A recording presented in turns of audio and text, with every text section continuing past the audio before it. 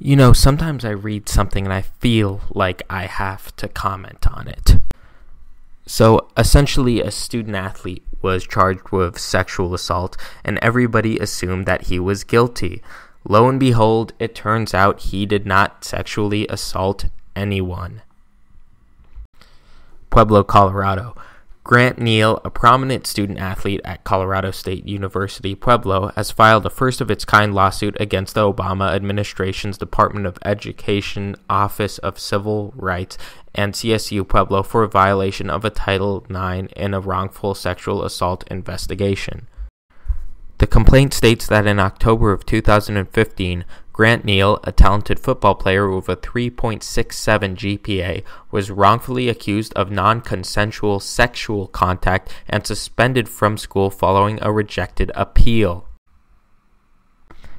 His accuser was not the alleged victim, but a friend of the alleged victim who presented a second-hand account of the incident between two consenting adults to the athletic training director.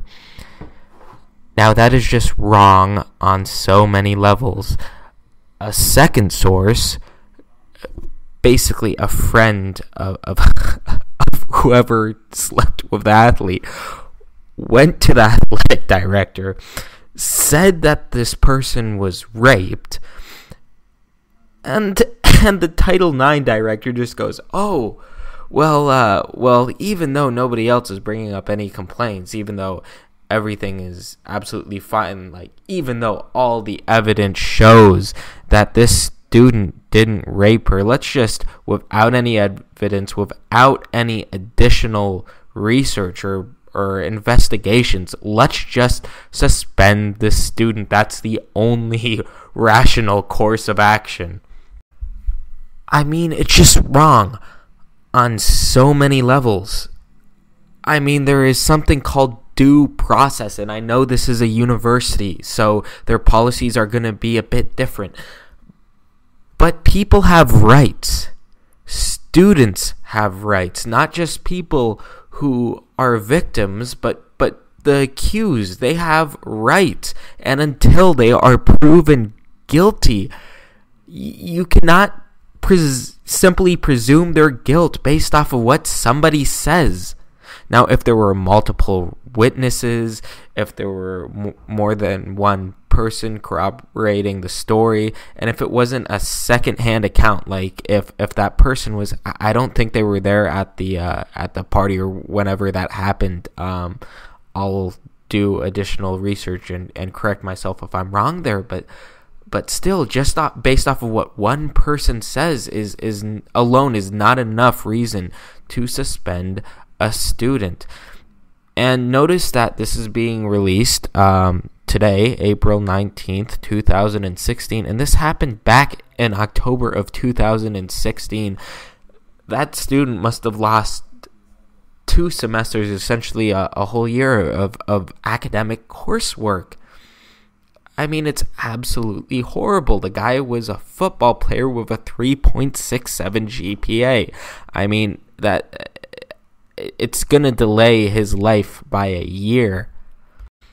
I mean, this just shows everything that is wrong with Title IX. Don't get me wrong, it's a good idea. I have no problem with clauses for equality and better investigation into sexual assault, given that so many of the cases have not gone through. But the issue is that Title IX often presumes guilt. This is not the first time Title IX has done this to somebody. This is just the first time that a lawsuit has actually gone through. And all I can say is good. Anyways, let's get back to the article. In the lawsuit, the plaintiff contends that CSU's wrongful investigation was caused by a directive of the U.S. Department of Education Office for Civil Rights, OCR, wow, that is a mouthful, which encourages male gender bias and violation of due process rights during sexual misconduct investigations. That sounds pretty accurate. It sounds like men are presumed to be guilty. I don't mean just an article, but like I said earlier, this is not the first time Title IX has caused somebody to be successfully convicted of rape in a college, and then and then the case will go on to a court, to an actual legal trial, and the person will have been found innocent, but the college will refuse to change their decision. This is not the first time this has happened due to Title IX. It's simply the first time that a lawsuit has actually come out of it. Now, all I can say, and this is a bit of a non sequitur here, so forgive me, but does this remind you of anything else? Because it certainly reminds me of something else, and that is the concept of privilege, or at least how these SJWs throw around privilege. And essentially, there's a certain irony in this SJW system, where essentially, if you are a male, because you have privilege, you are bad. And if you are a homosexual, if you're a woman, if you're a minority, you have less privilege, and you're literally higher up on the chain in these liberal circles. And that's what Title IX is. It causes these students who are, and I put this in quotes, disadvantaged in only the sense of race, and they're not disadvantaged by any means. They have, the socioeconomic means to do what they want. They've had good educations. They've made it through college, so they're not disadvantaged. But they have these, quote, disadvantaged, end quote, people running around saying, oh, well, we need, more, we're victims, we're marginalized, so on and so forth. And you get something like Title IX, which presumes that a white male is guilty. In this case, I believe Grant Neal was black, but still, it presumes that these people with traditional privilege, or I should say, who the SJWs claim they have social privilege, they are presumed to be guilty, and they are presumed to be bad people. And that is just plain wrong. So, according to the complaint, the U.S. Department of Education issued in 2011 what has become known as the Dear Colleague letter to every college and university receiving federal funding, which is a lot of them, not just the public ones, addressing their obligation under Title IX to respond to claims of sexual harassment and sexual violence. The 19-page Dear Colleague letter contains guidance and directives on how schools are to address sexual assault and misconduct to comply with the department's view of Title IX. Among other things, the Dear Colleague letter dictated that schools use a preponderance of the evidence standard rather than the clear and convincing standard. Now, I myself didn't know what preponderance of the evidence meant, so I decided to look it up. And I found this page on dictionary.law.com, which seems to be unbiased enough. So, preponderance of the evidence. Noun, the greater weight of the evidence required in a civil, non-criminal lawsuit for the trier of fact to decide in favor of one side or the other. The preponderance is based on the more convincing evidence and its probable truth or accuracy, and not the amount of evidence. Thus, one clearly knowledgeable witness may provide a preponderance of evidence over a dozen witnesses with a hasty testimony, or a signed agreement with definite terms may outweigh opinions or speculation about what the parties intended. Preponderance of evidence is required in a civil case and is contrasted with beyond a reasonable doubt, which is the more severe test of evidence required to convict in a criminal trial. No matter what definition stated in various legal opinions, the meaning is somewhat subjective. So it is immediately clear what the problem is. They didn't even adhere to the preponderance of evidence standard that the department set for them. Now, the preponderance of evidence, it is not given how severe a sexual assault charge is, I do not think it is enough evidence to convict somebody.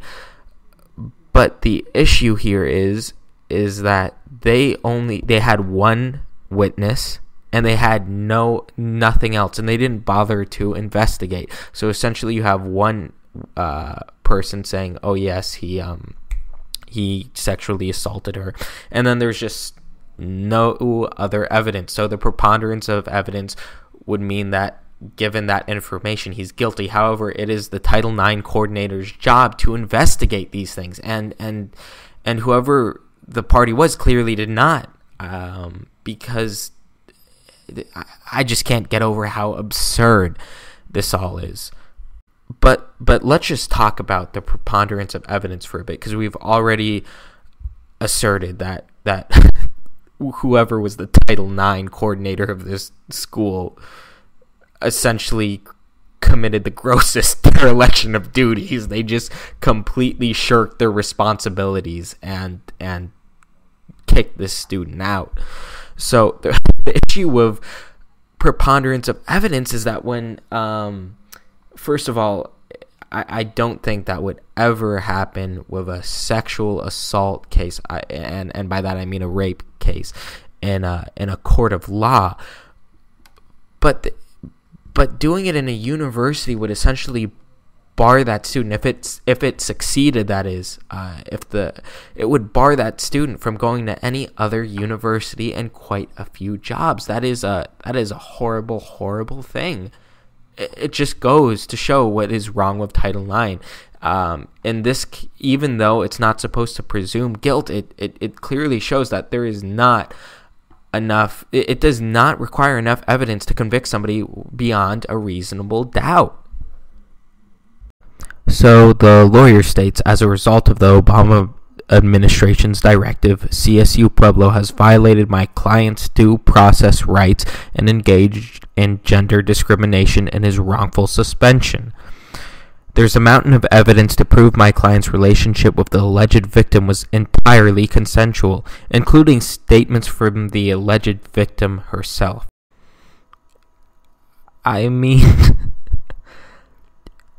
and I'm sorry for kind of cracking up here, but it just shows how ridiculous this has gotten at college universities.